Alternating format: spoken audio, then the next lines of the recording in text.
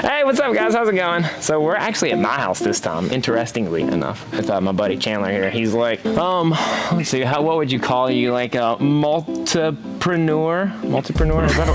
Is that a word? Serialpreneur, whichever one you want to go with. Anyways, he's like really big into like the outdoor, movement and like mobility and functional training and all that stuff. And I actually met him, oddly enough, at a men's physique show, right? Yeah, that was 2018? 2017. Jesus Christ. So yeah, a long time ago. It's been a while. It's been a minute. Anyways, that's why he's so jacked, and I'm like kind of jacked, but he was way more jacked then. He's still really jacked. He was just like shredded and shit. But anyways, we're gonna get in a workout, and I'm actually writing this one. I'll write the details and everything at the bottom, and we're gonna talk about like life and fitness and big bells of steel and all kinds of fun shit. All the juicy things.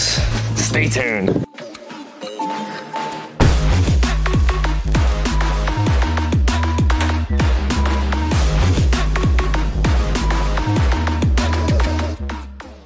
So this is happening apparently. This isn't really part of the workout, but apparently we're gonna try to do. I don't know if this is gonna work out. I don't think it's gonna work out. It might work out there. A combination of reflexology, balance, and kind of just not a smart movement.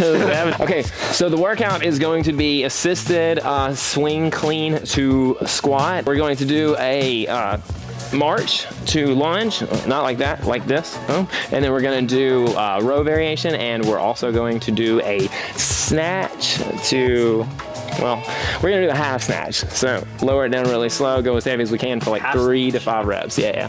So like a swing snatch, this is oddly enough, a swing snatch or just a regular snatch is like from the ground, explosive up, and then swing back through. Or just fall right back down, like gravity do its thing. A half snatch is snatch up and then load it like eccentric. Okay. And then go back and do it again. Show me one. Yeah. So here's like a snatch right here. It's just a boom. Yep. That's a snatch. And this is a half snatch. So eccentric loading.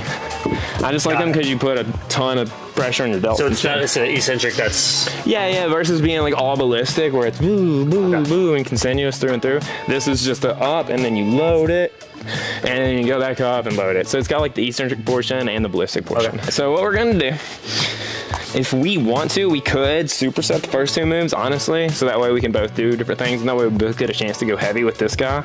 So the first one is gonna be, don't forget to flip your watch, kids, an assisted clean into a squat, and then back up, boom, and that's 1 rep. And you can either switch sides. I think you should do that with 1 hand. I mean, you can try.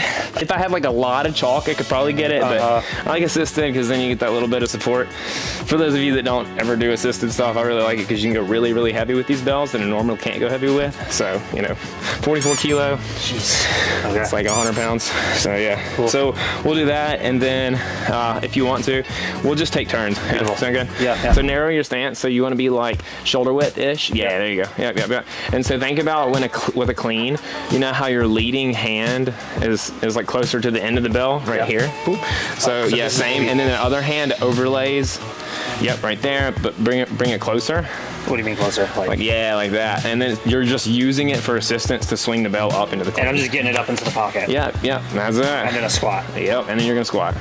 So go. Hey, look, you did it. And then just do a squat. Woo! Look at that. And there is 1 full rep. Back to the floor. So you're gonna want to swing it out in front of you just a little bit, so that way you can get that momentum. Swing back. Yeah, and then swing, pop, catch, squat, pop, lock, and drop it. So just do 5 on this side, and then I'll do my 5, and then we'll switch sides. Sound good?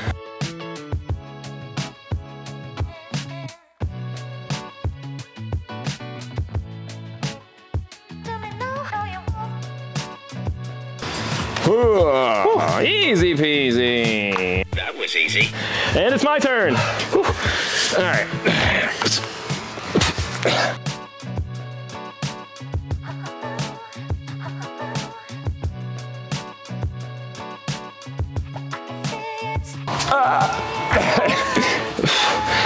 This is like just as much a core workout as it is anything else.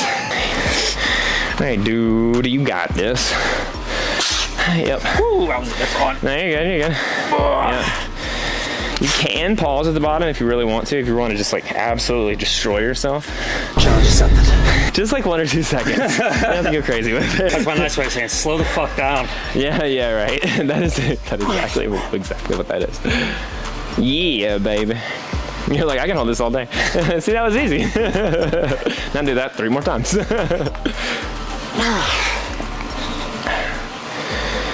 Wee. It's all right to break that. Yeah. You don't have to go flow through it. You can if you want to. You probably will in the next like sets. This is just set 1, by the way, and so this is, you know, just getting started. We'll do 4 of these. Is that 5? That was 4. No, we'll do. I mean, we'll do 4 sets. He thought I meant 4 reps. Like, no way, kid. Gotta keep it even. There you go. I thought it was strange, but No. Why if we do 5 on one side. So if I ever say like in any of my programming, I'm like 5 reps, that means 5 reps like each side. You're not gonna just do 5 reps on one side and then like call that a set. That's not how that works.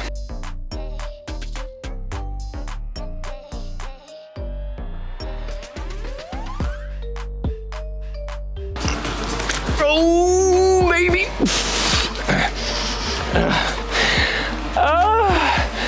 Mobility at its finest. just bring up mobility is the moan part of the workout as well. Yeah, the moan's part of the workout. Yeah, you gotta do the moan. Otherwise people don't know if you've exerted yourself enough. Knees. Old man knees. How are you now? 41, bro. 41. Isn't that crazy? I was playing with some guys last night. I was playing volleyball with some dudes, and they were like, "Gooch, aren't you like old?" I was like, "Yeah." I was like, "How old are y'all?" One of the dude was 25. One dude was 27. And the other guy was like 28, I think, or 27 also. And I was like, now think about this. I'm 41. I'm like almost 15 years older than half you dudes. Yeah. And I was like, think about when you're 41. You think you'll be out here running circles around some 20-year-olds? And they were like, oh, fuck. That's true. I was like, exactly. Imagine the shift in trajectory that someone's life can go by being surrounded by someone like yourself. No, 41. For sure, 100%. Because you're not 41 years old, you're 41 years young. Like, yeah. Existence right now is 41. Yeah. And so when we have the perception of, you know, you're old, it's like, well, compared to what? It is just a number, baby. My Garmin says that my fitness age is like 32 or something, so let's go, buddy. That's kind of cool. So I'm like almost 10 years younger than I actually am, fitness-wise. All right, let's go. 5 reps.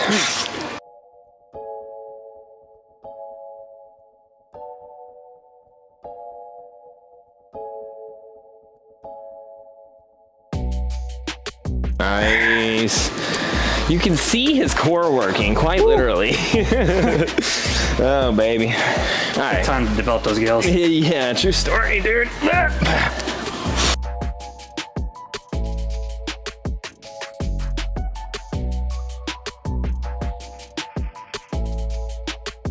Oh, yeah, the moan. Let's say, the moan. It's there. The moan.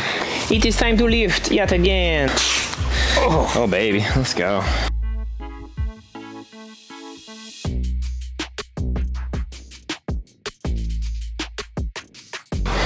All right, so one more.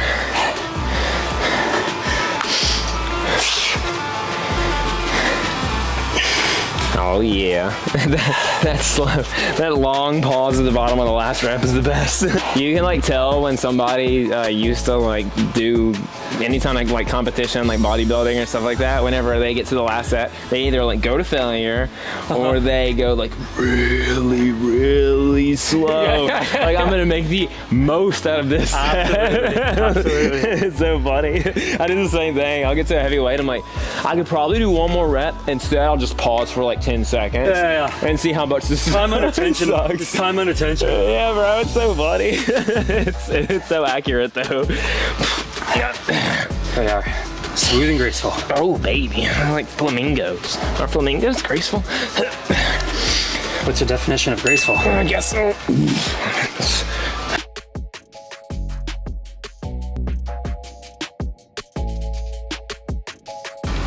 That long pause. Oh baby.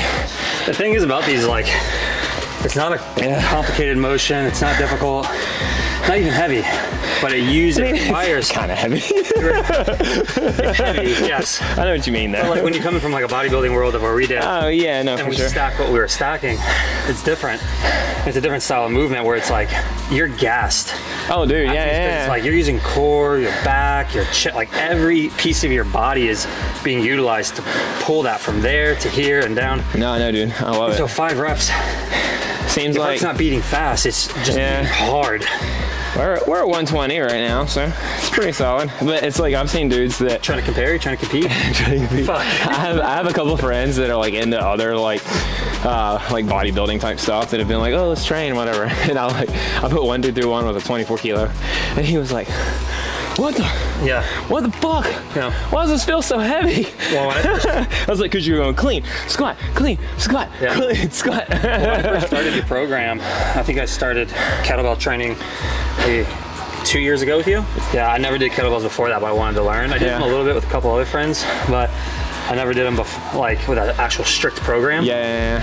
And I had a 34-pound kettlebell and a 54-pound kettlebell for the first like 8 weeks. That was. It's like all you need, really. Yeah, no. I tell people that all the time. Like a 16 kilo and like a 24 kilo can get you a really, really long ways. Until you get like really strong and build like a decent foundation, that's pretty much all you need. I ran that program for 16 weeks. Yeah. And then I transferred over to one of our friends, mobility and Brett's stuff. Yeah. I'll tag Brett in the thing.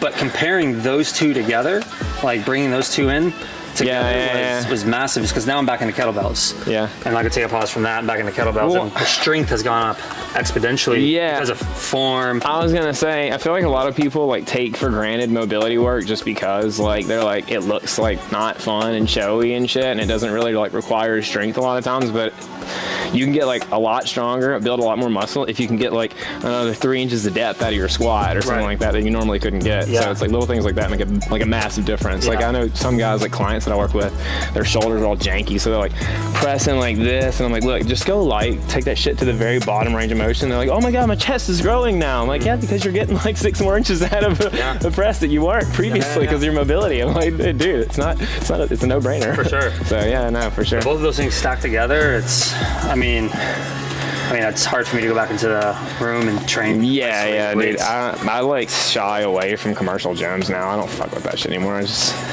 either in the yard or at private gyms now. That's pretty much it. It's your turn, by the way. I know. Let's see that. No, this is 4. I know. So this will be 3. This is 3. Yeah. This is a 4. This is 3. Positive. I wouldn't kid you, bro. Remember, it feels like 4 because you did both sides. Got it. Okay. Your mind is playing tricks on you. Yeah, right. It's voodoo. It's voodoo. It's voodoo, I tell you.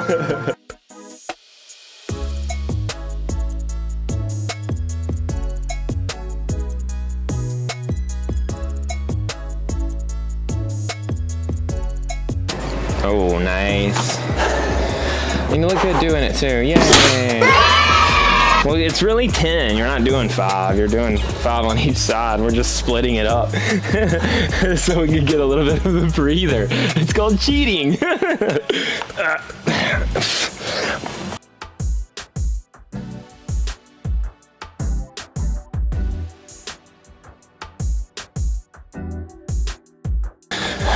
Bodybuilder pause. I grew the hair out for you. I see that. I like it. It looks good. Thanks. Looks really nice. I didn't shave intentionally. I was like, I'm gonna keep a little bit stubble because I know Chandler's gonna have a beard. So then we can kind of match. It'll be cool. I think we did a video like 2 years ago or something like that. We both had like our hair up, clean cut face. Yeah. So, like, I know what you're talking about. We both had our hair like up. That was when my hair was like super long. Like, I didn't know you had a brother that lived over here. Like, yeah. I mean, brother, yes, but not like biological brother. Yeah, right. True story. As far as I know, I mean. All right, left side, left side, left side. Let's go, let's go, let's go.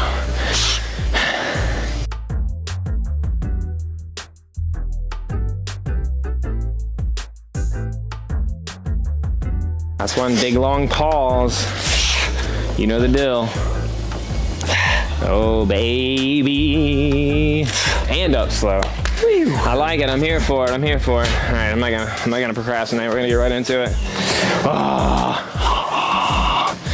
All right.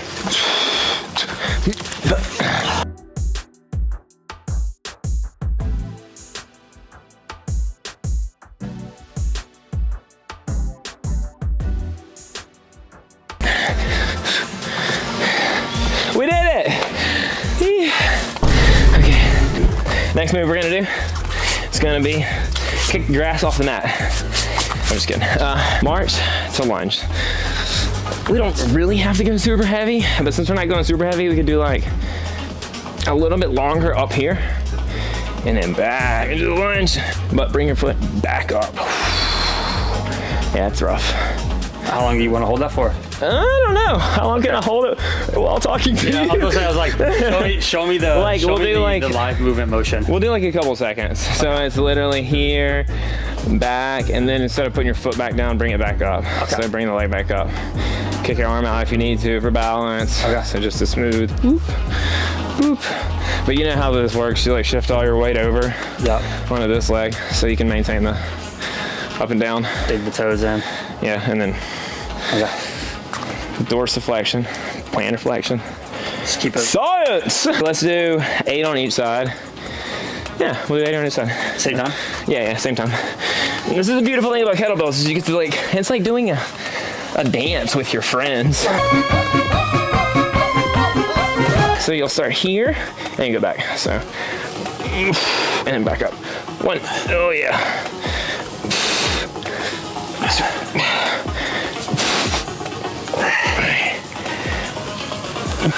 Oh baby, 4, halfway there.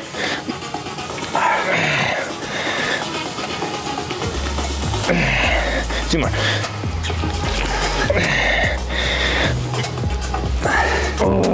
Oh, that lights it up. That lights it up really good. There was one where I thought I was about to tumble over a fucking stack of Jenga. That's all you're like, oh shit. Hey guys, we're not gonna make it. You know what I did this morning? Irrelevant. I picked out a big old gnarly ball of lint out of my belly button. Bro. And I've never done that before. Yeah. I always wonder what people talk about when they're like belly button lint. You're like, am I getting old? I have belly button lint. I woke up this morning and I was like, I didn't know what it was. I felt like investigating it. It's like long hair, long shirt that's probably cotton or something. I don't even know how I got that. Out of all places on my body, how's it end up in the belly button? So we're at the common saying of like belly button lint. Yeah, right. Like, how am I just now experiencing this? 34 years and I finally have fucking It's so funny. I got hair on my ears now. Oh my god, that's the worst. Fucked up. We're so old. All right, let's go. Oh yeah, last time's tricky. Kung Fu fighting.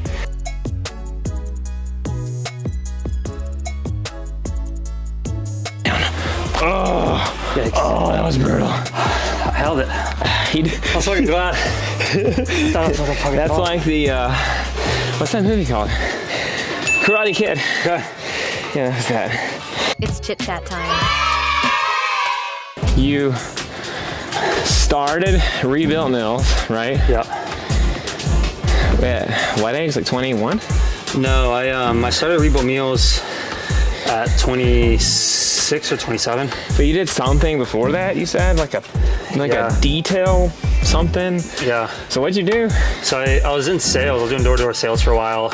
And I was in college and I realized you just, like, I started getting into entrepreneurship. Sales the gateway to entrepreneurship. Right. And then I sold cars like for Cadillac and Lexus for a while. And then you were like at a dealership? Oh yeah, so I used to. Oh shit, I didn't know that. So what I was doing is when I was working at the like say the Lexus dealership, we had a scratch on the leather and I was about to sell a car, that would make or break a deal. Okay. So I had to call a specialized person to come in and fix it. And I thought they were gonna replace the whole entire like leather seat. Yeah. They just came in and they did some stuff and they like sprayed it with like dye and it looked brand new. And they charged me like $2 for that. And it took them like 15 minutes. And I was like, I'm gonna make $2 on this car. I was like, he just made $2 on fixing a little tiny seat. Right. I wanna do that instead. That sounds more profitable. Less time. And so I worked under this other person for like, 9 or 10 months. Yeah. And eventually I just decided I wanted to do it. Like I wanted to start my own business. Oh, okay. That's what you were talking about then. So you were like fixing broken shit on cars basically? Exactly. Upholstery, that's crazy, bro. Steering wheels, leather, dents, like all of it. I built a team of people that would basically put lipstick on a pig, turn used cars. Put lipstick on a pig. Take used cars and turn them into beautiful cars. And that's what the used car salesmen want, or the managers want, is they want me to fix the cars for them. And so we were selling like $50,000, $60,000, $70,000 contracts to these car dealerships like Lexus or Cadillac or Kia or Nissan. And I did that for like 2 years, and we grew really fast. I ended up selling out of that company for a variety of reasons, but nonetheless, I ended up leaving that, came to Tampa, started a digital marketing company, and I just hated being behind the computer so much. Right. And because you're like me, you like to not sit in one place for too long. Drive me nuts. Nomadic or whatever you want to call it. Then it was like when Russell Brunson was just coming on the scene. I watched like one of his first webinars. And I was like, holy crap. I was like, I can do this. And I realized like how much like brain work it took in terms of like sitting behind a computer, and it just like, it felt so stir crazy. So that's when I started Rebuilt Meals, not because I'm like, oh, I have a meal prep company idea that I want to start. It was just, I was meal prepping, and then like one of my friends, he was a CPA, and I started cooking food for him. Personal trainer, and I was cooking food for clients, and I was doing bodybuilding. And well, you already had like the connections and the know-how. It was just a matter of like, oh wait, if I just like scale this, I can make a bunch of money. That wasn't even the intention. Oh really? I was in my little my kitchen was about the size of this cement block, and I was cooking 1,000 meals a week out of this little tiny kitchen. And I was like, I think I'm gonna turn this into a business. And so to speed that story up, within, you know, the first year we did $1 million in revenue. By year 5 is when I exited, and that was a multi-million-dollar exit. That's crazy, bro. And I exited that company at 29, and then I spent 3 years basically just traveling the world, hosting retreats. Because you've done so much stuff. This is funny. So like you would be, everybody's like, your circle of friends defines who you are, who you become. Like I kind of feel like I got in the game really late as far as like starting to do my own thing and build my own business and stuff. But like you were one of the guys that I was like, bro, if that motherfucker can do it, that's why you've always been like close, you know? Because I've always been like, oh, I know I can learn from this guy, and he's like a solid dude, and he's not gonna see me the wrong way or anything like that. Like, you know how you have those people in your life that are like, oh yeah, I know I can, you know, learn from this dude, and I can like benefit my life, not drag me the fuck down. So, that's what we want to be surrounded by. Which is cool. So, and here we are working out with kettlebells in the backyard. It's just crazy, bro. It is cool. It's cool how like all this stuff like comes full circle, though. It's just interesting. Like, I feel like so many people throughout their life, they have like friends that drop, you know, show up, drop off, show up, drop off. So it's like you can always tell who the real ones are a lot of times, like right off the bat, that stick around for how long have we known each other? Fucking hot minute. 7 or 8 years now. So exactly, long enough. It's an even flow, I think is the best way to put it, because I have people that were out of my life for 5 years and then they come back. There's nothing wrong or right, it's just that their journey, there's different developmental parts of our life that we have to go through, and sometimes it's darkness and sometimes it's like euphoria or whatever it may be, but most of the time we'll notice people kind of come back and they intersect at the perfect times. Right. Well, that's like we literally might see each other for like a year or 2 years or some shit, and they're like, oh, what's up, dude? It's like years, you never lose the connection with the person. You just like kind of pick it right back up where you left off and keep doing your thing. It's kind of cool. So set 2. All right, all right, don't follow me on this one, okay? No promises.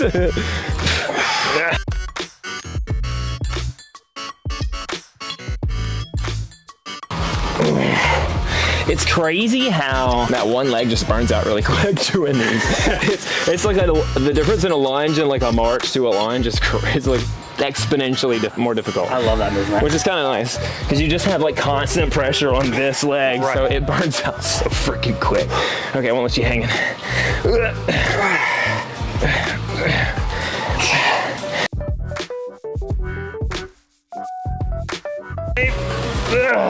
That one burns. Oh yeah. 30 or 40 employees at that time. We already were one of Inc.'s 5,000 fastest growing companies, Tampa's fastest 50 companies. That's crazy. I didn't know that. We're one of the fastest growing companies in 2019, I believe, or maybe it was 2020. It's so wild. Basically grew like by 200% every year since the inception of the company. How many years was it until you saw like that crazy growth stop? Because there's always like a spot where like a company is fucking rocketing, and then sometimes they'll just like kind of so like might teeter for a little bit or drop a little bit and then go right back up or whatever. So you know what I'm talking about. There's gonna be different levels. And so your first level, we call it breaking the ceiling. The first ceiling that you're gonna hit is about $500,000. Most companies is gonna be about $500,000. Okay. Because a lot of times you can make $500,000 in revenue with maybe like 3 or 4 people, depending on what your business is. You know, obviously there's a variety of services out there these days. But 500,000 is going to be that point when it's like when you can break 500,000 and sustain above 500,000, that's going to be your first plateau. Okay. And so we hit that within 7 months, and we stayed at about 500,000 until like the last 2 months of that year. And then we like doubled in size. So it wasn't like that long of a span that you just kind of chilled. It was just like a matter of months, literally. Well, when we hit 1.2, 1.3 million in sales, we were stuck at that for maybe a whole year. We were bringing new people in constantly, and people kept dropping off. And so we had issues in the company that we had to look at, and we had to figure out, okay, there's a systems problem here. We only have a 4 or 5% profit margin, which is basically death for a business if you have that low of a profit margin. Yeah, especially if it lasts for over a year. Like, and then every time we had an issue, like, we were always problem solving, and then we were way overstaffed with employees, and so we're like, how are we taking in 1.3 but we're only profiting, say, 5% on the front end, or on the business model. And so we had to hire a business coach basically to come in and like help us build systems that create efficiency, because I say that $1 million mark, most companies can't get past 1 million because they don't have the proper systems in play that allow them to scale into 5 million, 6 million, 7 million. So so you think hiring a business coach was the thing that brought it all to? I wouldn't say hiring. Well, for me, yes, because we were about to go out of business. I spent my last $50,000 on a business coach. I remember you telling me about that like a long time ago. Because you're like, it can make a big difference in a lot of people. I was like, in 2 months, we're gonna go out of business if we don't figure something out. And so I hired him. He came in, fixed everything. He didn't fix everything. He empowered us and showed us how to create systems. But it wasn't a business coach. It was figure out your systems. And how do you automate processes? What are the SOPs? Like, if you want your business to be a living, breathing organism, you don't want it to be people dependent, you want it to be system dependent. So that way, if like Joanne, your marketing director, she gets sick, or she wants to go on vacation for a month, or if she just quits randomly, you can literally just put a job posting out and get someone in that position within a couple weeks. And so everything has a process and a system that it's following, and when you're doing that, you can get not just past 1 million, you can get past 2, 3, 4, 5. And then I would say probably like that 7 or 8 million is the next level, to where you're going to be like, you need to start reworking some systems, because depending on your service, again, there's a larger scale of people that you're working with. Unless you're selling coaching packages for $500,000 each. Hey! I've seen people do that as well. Not there yet, guys. That's kind of where plateaus happen, is incremental. It's like stairs. You go up real high, then you flat plateau, fix things, work things, build new systems, skyrocket. Like everything is like, it feels like everything in life is kind of like that. Like fitness is like that, business is like that, relationships are like that sometimes. Everything, bro. It's like everything, if you don't work on it, then you're just kind of... I mean, in business, I think like for me, one of the most important things for us to figure out was like, how much does it cost to get a customer in the front door? Like, what's like the CPA, and then do we have all the systems to be able to support that? So that way, I know if I put in $5,000, I'm guaranteed to get X amount out. Right. And that's what people are looking at when they want to buy the business, or they want to sell the business or something like that. How much can I invest in it and turn this much of a profit? They just want a machine, if you have a car and you put half a tank of gas in there versus a whole tank, you know exactly how far you're going to get. Right. Kind of the same. I get 120 miles per gallon. Show me that one. Yeah, right. I think Tesla did that one. I drive a Tesla. Yeah, I drive a Tesla. Hey, let's go.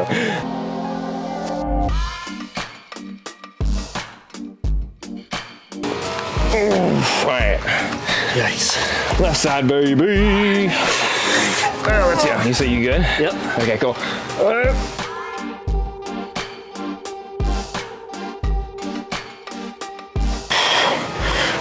I think that was 8. Did I miss one? No idea. I don't know. I was falling off balance. My brain. I know. It's like teeter. The gears grinding. Yeah, that would be it. You're like, what number are we on? We also have like a lot of these. Where's he at? I don't even see him. Do you see him? I think he's right there. I don't know if I got him, but we got a lot of freaking planes to fly. We're like, there's like an airport like that way? Yeah, that way. Puddle jumpers. Well, the puddle jumpers, yeah. Anyways, so we're gonna do a snatch next, a half snatch.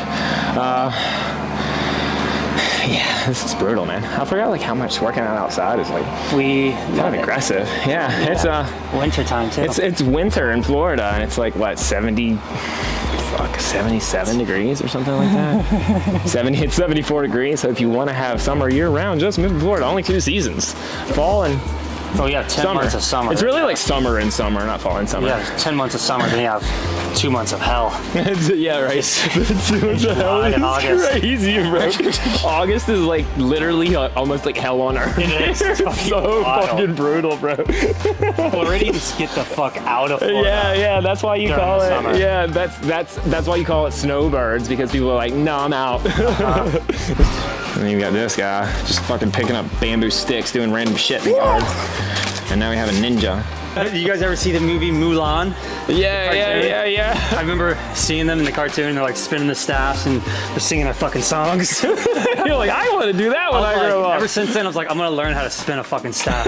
We switched gears. We're not lifting bells anymore. We're fucking learning how to do or not jujitsu, but learning how to do ninja moves. Look at my stick. You see it? This is my stick, not yours. So we're gonna do a half snatch. So we're gonna grab the bell here. We're gonna snatch it overhead and then slow down.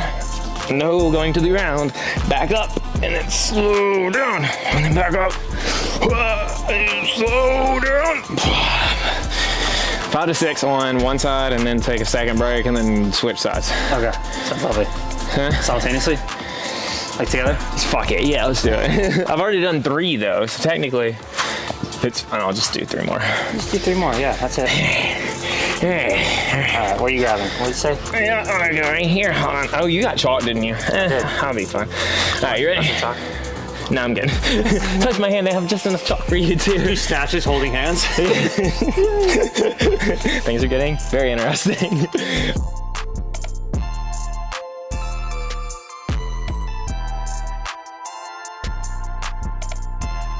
Ooh, that is spicy. Wow. Yeah. Shit. Yeah. It'd be like that. All right. Left side's the fun side. Oof. Oof. I feel the rest on these.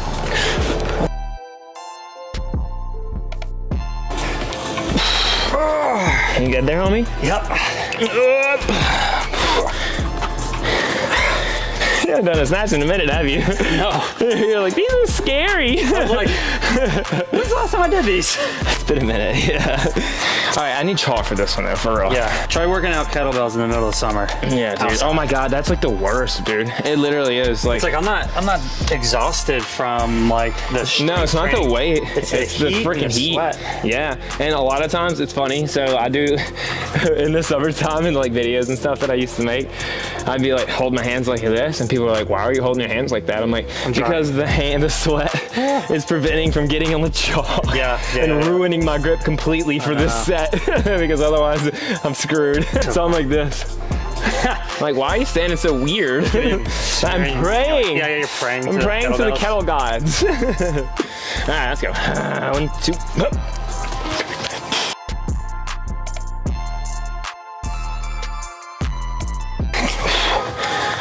Oh yeah, that felt better.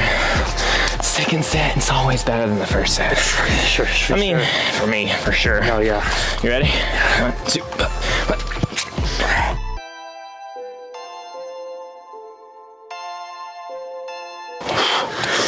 Yeah. When you're holding these, are you preferring to hold it in the middle on a specific? No, so every time you hold a bell and you're doing a clean or a snatch, you're always gonna hold it in the inside right here. Because if you hold it in the middle, you have more of a tendency for your wrists to break. So if you hold it on the end like this, then when it's up in the air, it's like this. 100%. And your wrist and everything is all one piece. I feel like that was like blasting. Yeah, because otherwise, if you hold it in the center when you do a snatch, you'll bang your forearm almost certainly like that. Yeah, so grab on the inside corner right here, and then when you're holding it inside, meaning like if I'm grabbing with my left hand, I'm coming over to the right side. Correct. Yeah. And So same thing, left side. Inside. Okay. Yeah. Or inside right here. Yeah. So your hand basically needs to be up against that like curve right there. Okay. And it'll feel way better when you snatch. Okay. Because then you won't be going up and you go boop. And you're like, oh fuck. He's making the wrist. Yeah. Kettlebell lesson 101. Yay. How to hold it. Watch, grip, and it's all in the hips.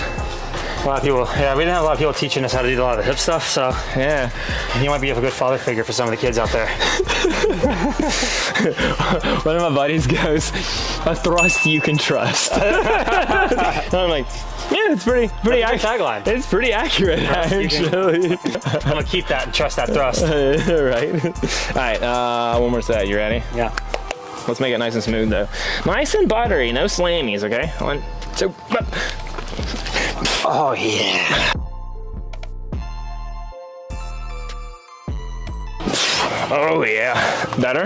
Yeah, way better. Yeah, you're like, Holy oh crap. wow, I don't have bruises on my forearm. Yeah. Yeah. I would wear straps. Yeah, well, so the first time I saw you lifting, I saw you wearing those. I was like, why are you doing that? Yeah, because these things were I didn't realize that they were just fucking beating the crap out of you.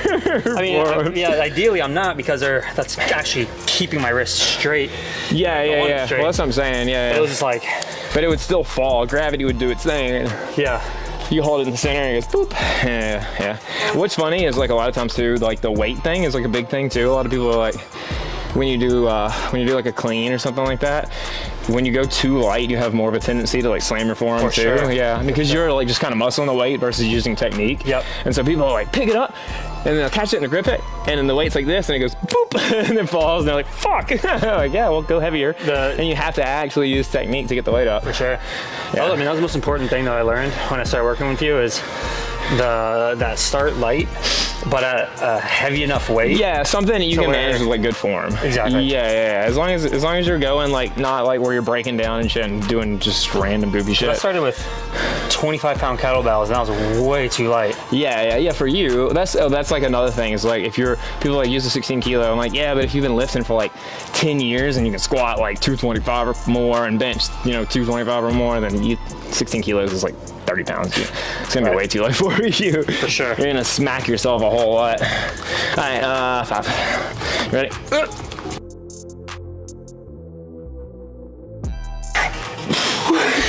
You good?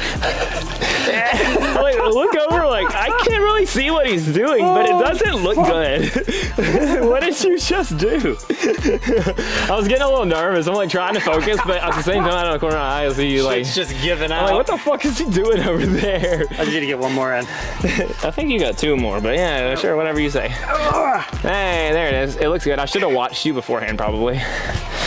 Yeah, baby. There was a part of me, I was trying to catch up with you. Oh yeah, don't do that. And I was also trying to like keep my shoulders in check as well. Yeah. No.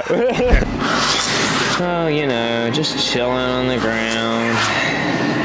Focused on not collapsing and hitting your head on a kettlebell. There we go. How many did you do? I don't know. I don't know. I figured that was enough. I know.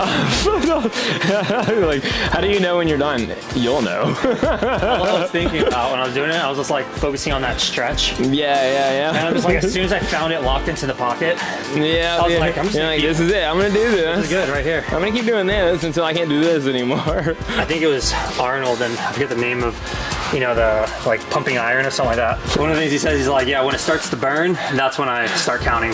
Oh yeah, that's like an awesome dude. Pain in your muscles and aching, and just then go on and go on and then go on, and this last 2 or 3 or 4 repetitions, that's what makes actually the muscle then grow, and that divides then one from a champion and one from not being a champion. If you can go through this pain barrier, you make it to be a champion. So it's like if you're not burning on rep 10, like once the burn starts kicking in, it's then like, I'll start counting. Yeah, the lactic acid thing. Yeah, that's so funny. No, we I filmed with Red last week or whatever, and that's what I told him. I was like, bro, I haven't done like a bodybuilding style workout in so long, and I was like, you just feel like huge when you do it or whatever. Crazy. And that's what I said. I was like, oh yeah, what did Arnold say? He's like the best feeling in the world is the pump or whatever. And I was like, dude, it's like addicting as fuck for real. That's honestly, I've been going to the gym 2 or 3 times a week. Yeah. And there's a part of me that's like it feels so much like home. And so much familiarity in there, and there's like nostalgia and reminiscing of like that life. The gym that I'm going to now is way different in comparison to like the gym that we were going to in Tampa. In Powerhouse, everyone was a bodybuilder. Everyone was competing. There's only like 200 or 300 members. Yeah. And everyone was there was just like everyone would have their specific times that they would go, and very routine oriented. And we were there for 3, 4, 5 hours because that was our job, that was our life. Yeah. And yeah, so it's like I go back to the gym and I miss that part of it. I also don't have the time capacity to be able to do that. Yeah, because you were like me, probably spent like an hour and a half in there like every fucking time or more. Well, back then sometimes. I was doing it like 3 or 4 hours. Yeah, I would do like minimum an hour and a half, sometimes 2 hours, but it was 5-7 days a week. Like, yeah, all the time. Yeah, which is kind of crazy. I'm like 2 hours in the gym every day, basically. I'm there for 30, 40 minutes now. Yeah. Oh yeah, same. This is besides the fact that we're chatting a lot. It's been like an hour. All right, let's go. Other side. Other side. Sun's going away on us too. We losing precious daylight.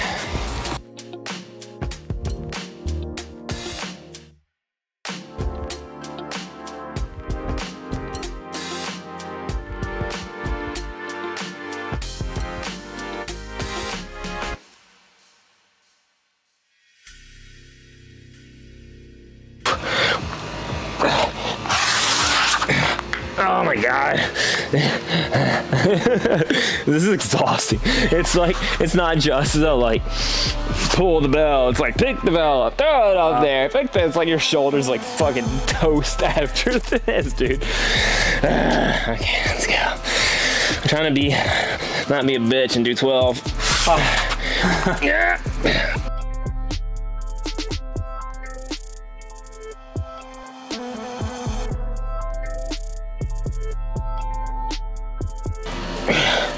Oh my God.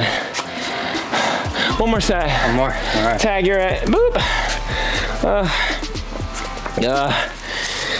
Uno más, uno más.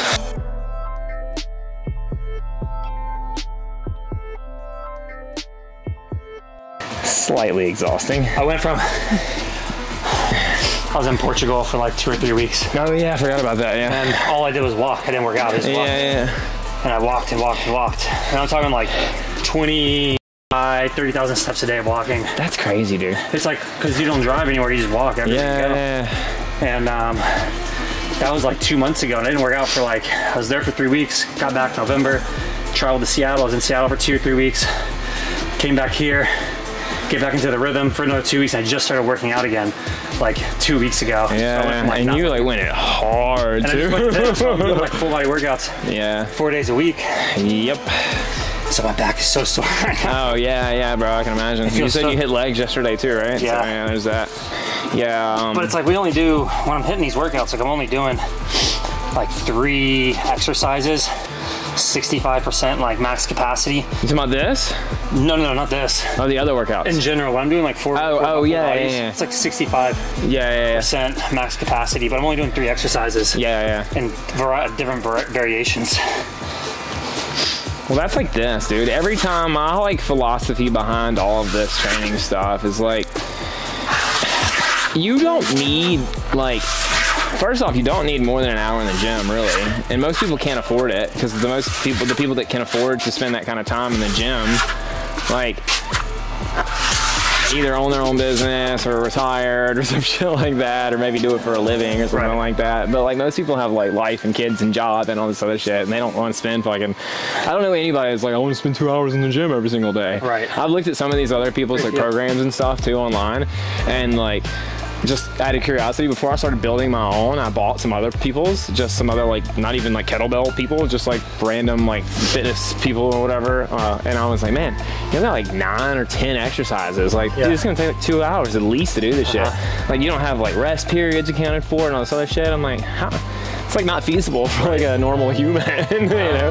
So when anybody comes to me, they're like, how long do you spend in the gym? I'm like, 30, 45 minutes. They're like, really? I'm like, yeah, dude, it's like 3 or 4 exercises. It's like, you don't have to fucking spend 2 hours. I mean, if you want to compete, I was telling the dude this the other day. I was like, if you want to compete and you want to get as like big as humanly possible, do machines and do all that other shit. But if you want to like feel good and like move good, like this is the fucking way to go, dude. Yeah. It's like, what are your goals? I think most of them, Western society is brainwashed by the gym. Yeah. And the culture in general of like aesthetics versus like functionality or athleticism or longevity or any of that shit. Yeah. I was 27 or 28 is when I stopped doing the bodybuilding, like heavy resistance training. Yeah. I think it's important to do it a couple times a week, or just like to maintain the mass. Yeah, no. It could be I'm not whatever you knocking want. heavy training like that. I'm just saying for longevity and like as you get older, like Right. aesthetics training is Well, I kind threw of my like back out. I herniated a disc when I was 27 or 28, and I talked to a couple of the pros that were in Powerhouse at the time that were older, like seasoned. They were like in their 50s, and a couple of them were like in their 60s. And I asked them, I was just like very curious, like, how does your body feel? And they're like, hurts. Yeah. Sore all the time. I eat And you look at like ibuprofen all day. Ronnie Coleman and these guys that went really, really hard got really, really big. Yeah. And you just wonder, like, I thought to myself, I'm like, I thought I was at the pinnacle peak of my health and performance because I had a specific aesthetic. Yeah, because you are really fucking lean. You have a lot of muscle mass. And you're being like your validated BMI, or not your BMI, but your body fat percentage is like super low. Yeah. And, all these other guys are like, dude, you're so strong. You look so good. Yeah. But you're like, my knees hurt, my back hurt. I have a herniated disc. Yeah. And fucking So it's like, shoulder feels like shit. what are your goals? Like, what are you trying to do? Because some people also believe in the philosophy, like, live 10 years like a king, and they'll go hard as fucking something for 10 years, and they're willing to suffer the rest of their life. Right. If it's even considered suffering at that point for them, because they did live like a king in their eyes and their perspective. And so, yeah, when I'm thinking about my goals in my life, like, I want to be 100, 105, 110. I want to play with my grandkids, great-great-grandkids. Yeah, I know. And I want to for be, sure. like, hiking and exploring the world. Like, when I herniated a disc at 28 years old, that freaked me the fuck out. Well, that's the same thing with this. Like, I know you, I don't know if you, well, I think I told you, like, I have the spondy. I told you last time you were here. Yeah, I have this fucking spine thing. Like, that was the reason, one of the reasons I got into this in the first place is because, like, I was like, dude, I'm 30. Well, no, I was 27. Yeah, I was 27 or 28 when I first herniated my disc. Yeah. Like L4, L5. And then after that, it got a little bit better. I started doing, I was like doing powerlifting at the time, and I started doing the reverse hyper, and it like helped it like a lot. And then I continued to do like powerlifting stuff, and it just got worse and worse and worse and worse. And then finally it just, it was like so degenerated, it just fucking shifted. Yeah. And I remember when it shifted, I was like, holy fuck. I was like, oh my, I literally reached back, I heard it pop and I felt it, and I was like, oh no, something's wrong. Yeah. And I felt, you could feel the spine like sticking out, and I was like, oh my fucking God. I was like, what did I just do? I was like, I gotta stop. I was like, I can't do this shit anymore. Because then I started having nerve pain, like really bad sciatic pain. Like I'd wake up and my whole right leg would be like asleep basically. And it's fucking horrible. And I was like, dude, I can't do this shit anymore. So yeah, that's how I got into this, and I was like, I still fucking maintain like 8 to 10% body fat like year round. Yeah. You know, if you like build a good base with all that other shit and then switch gears like before it's too late, or you know, unless you train smart and don't go super heavy, like, because at some point I feel like everybody's gonna do that shit. Sure. If they continue to do like these 80% plus lifts and shit like that, because I don't know I can't think of anybody that I know in that realm that goes really fucking hard and doesn't have like a back problem or something. Right. So it's crazy. So I mean, everyone will have the wake up call, sort of say, whether they're on the right path or wrong path. And that's not for us to decide if we are on the right path or wrong path. We just have these different types of things that happen to us in life that give us these epiphanies that say, maybe what I'm doing isn't necessarily the way that I should be doing it anymore. It doesn't mean we're doing it wrong all along. It just means like maybe God wants us to shift in the way that we are maneuvering our way through life. And so that opened up a whole door of me like changing like my identity for myself, my perception, how I understood the world. It changed the way that I viewed working out and exercise, and what longevity means, what vitality means. And it was it was just like it shifted everything in my life. It wasn't just an injury that said I'm gonna start working out like this. It was like I was stuck on my couch for a better 3 or 4 months, not being able to move, having body workers like chiropractors, massage therapists, sports physicians coming over, working on my body, helping me like recover, and all I could do was meditate and watch documentaries. I could have watched movies, but I had to have my little 4'9" girlfriend carry me to the shower. And, like, help it's crazy. You realize like, wait, I don't want to continue doing this if this is how I'm gonna end up. Like, what the fuck, dude? This is crazy. Yeah, that's not ideal. Definitely not ideal. So consider kettlebells if you want to.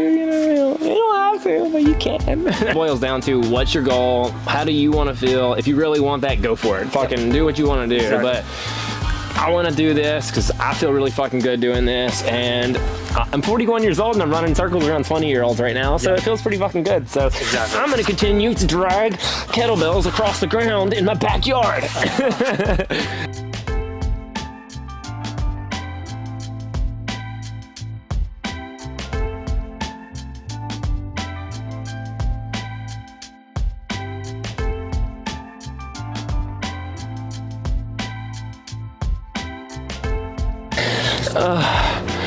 We did it. There you go, bud. Are you done? You're done, right? We're done. We're done. We survived. Ooh, it's got dark out here. So that was fun. We did a workout. How'd you like it? Solid? It worked. It works. Workout works. Yeah. Yeah. But it was like, what time is it right now? It's 5:30 right now. We started at like probably 4, I guess. So yeah, quite a bit. An hour and a half workout. 40 minutes of actual work. The rest was just chit chat. But yeah. Anyways, I'll put the workout details at the bottom. You guys let me know if you want to see anybody next on the next video. And yeah. That's it. I got bit by a bug just now. That really hurt. If you want to come to Florida and get bit by bugs, join us in fucking Florida. Peace.